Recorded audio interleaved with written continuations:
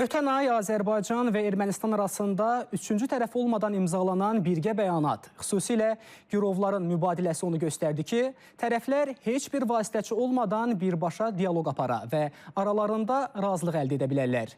Bəs belə olan halda Ermənistan danışıqlar prosesini niyə qərb istiqamətinə aparır? Suala əməkdaşlarımız cavab axtarıb.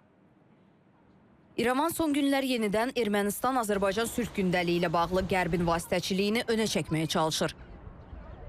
Ölkənin baş naziri Nikol Paşinyan komandasının üzvləri hesab edir ki, Azərbaycanla danışıqlar əvvəl olduğu kimi Qərb platformalarında davam etdirilməlidir. Ermənistan parlamentinin xarici əlaqələr daimi komissiyasının rəhbəri Sargis Xandanyan iddia edir ki, Vaşinqtonda xarici işlər nazirləri, eləcə də Avropa İttifaqının vasitəçiliyi ilə ölkə liderləri arasında görüş formatları danışıqlarda legitimlik yaradır.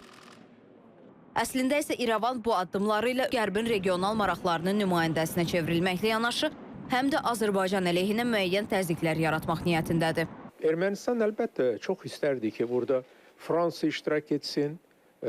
Həmin o Fransa ki, bizə qarşı açıq şəkildə qərəzli bir addımlar atır, bəyanatlar verir və yaxud ABŞ-ın konqresi bizə qarşı bir sıra Azərbaycan maraqlarına zid deməli bəyanatlar verir, qətnamələr qəbul edir.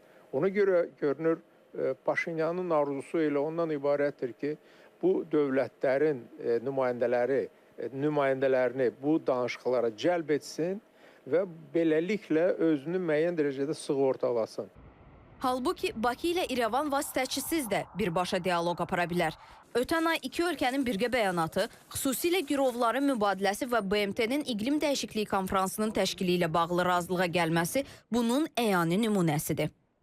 Axır illər ərzində vasitəçilərin rolu, vasitəçilərin fəaliyyəti onu göstərdi ki, onlar məsələnin həllinə yönələn bir addım atmaq fikrində deyildilər.